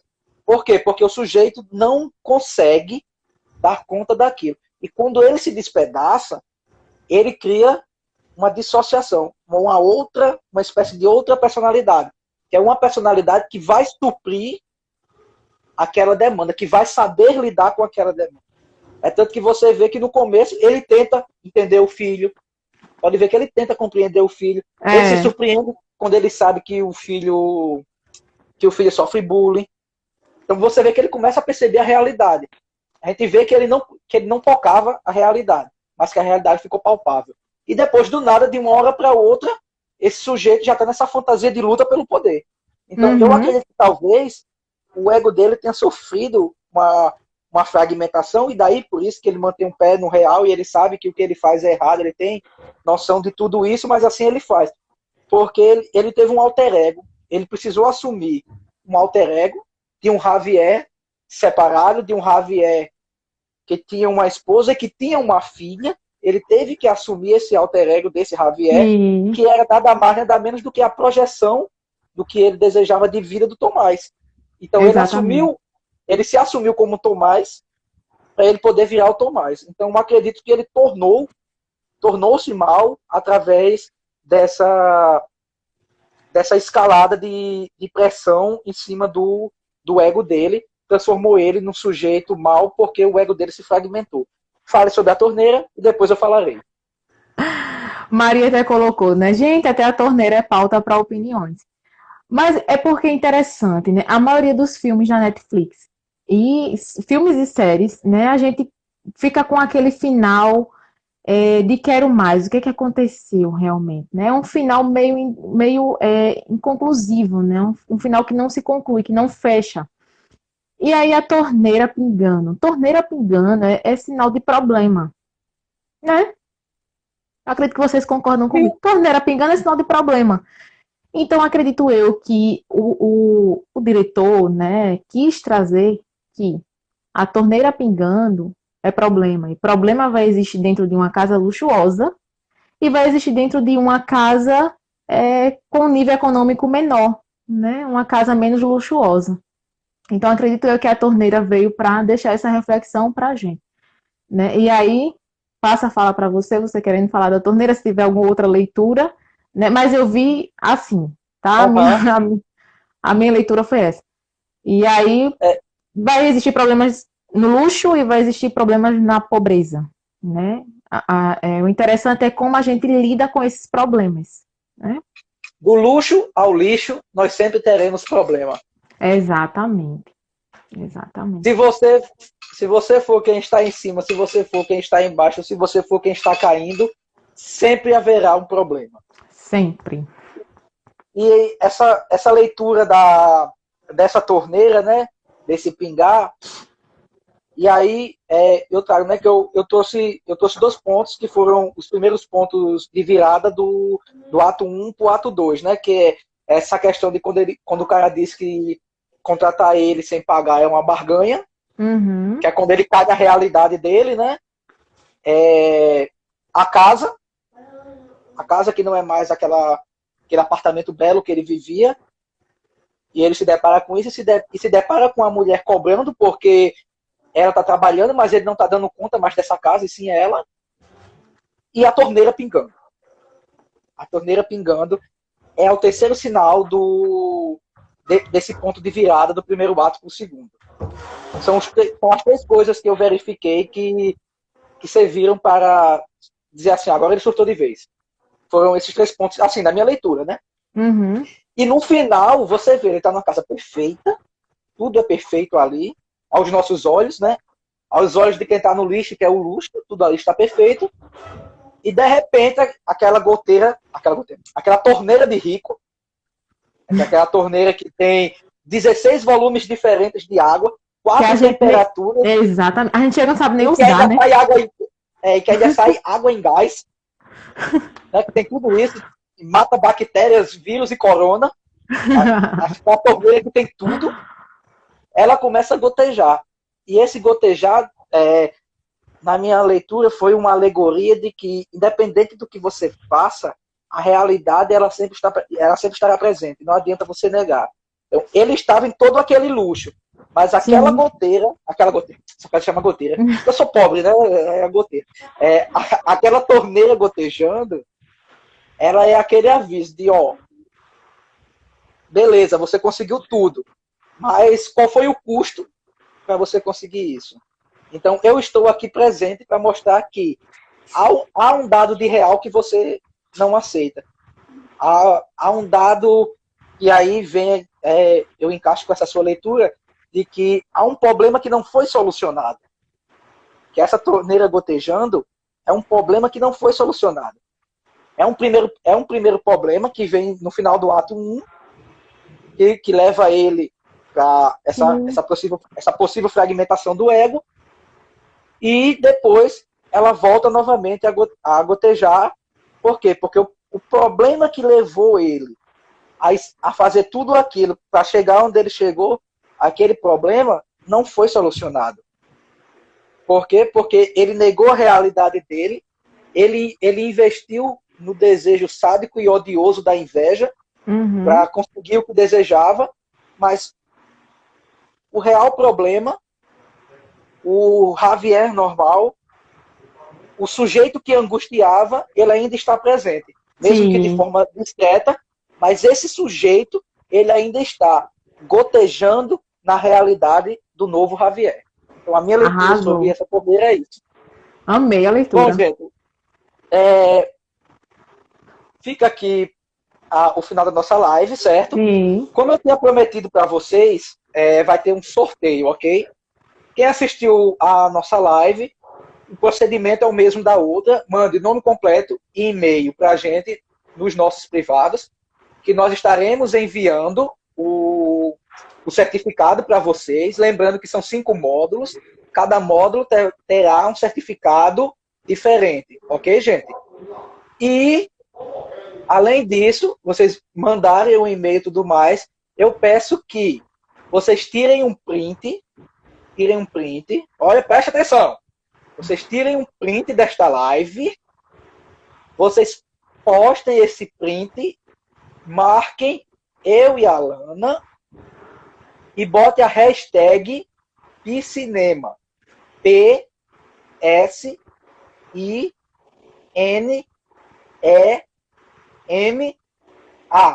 Piscinema. Marquem a gente e botem essa hashtag. Por quê? Porque tem algo que vai ser aí sorteado e vai depender do que vocês colocarem aí na legendinha de vocês, tá certo, gente? Então já sabe. Tirou o print, postou, coloca uma legenda legal e eu e a Alana a gente vai aqui decidir, junto com os auditores da Caixa Federal aqui, da Caixa Econômica Federal, quem será o sorteado.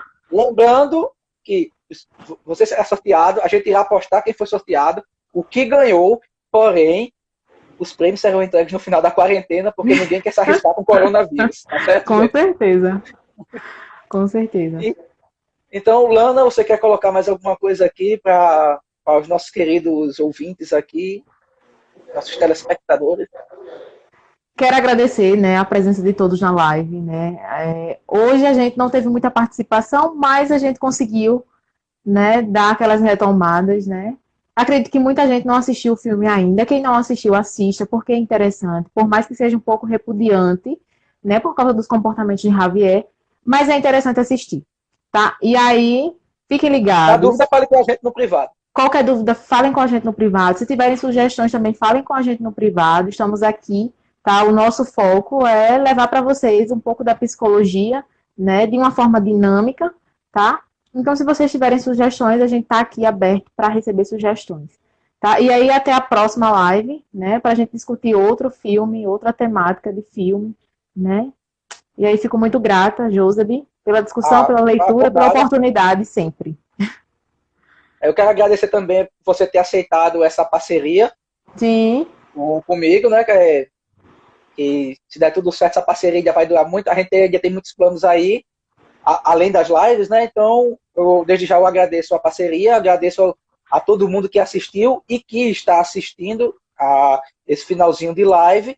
E quero deixar aí para vocês que na sexta-feira, às 8h45, se caso demorar um pouco a live, é porque pode ter havido algum problema técnico, como Sim. hoje, que deu um probleminha na minha internet.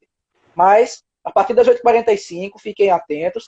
Na sexta-feira, nós estaremos discutindo o filme O Pianista, onde a gente vai trazer um pouco sobre qual foi a resolução que ele teve ali naquele ambiente, como ele lidou com o nazismo, para ele conseguir sobreviver, e também vai falar um pouco sobre essa questão de preconceito e etc. Tudo isso vai estar mergulhado será o biscoito que iremos mergulhar no café do debate da sexta-feira. Às 8h45 da noite. Nós esperamos por você e desde já, gente, muito obrigado. Valeu de coração por cada um de vocês. Fiquem com Deus e até a próxima, gente. Tchau. Tchau, tchau.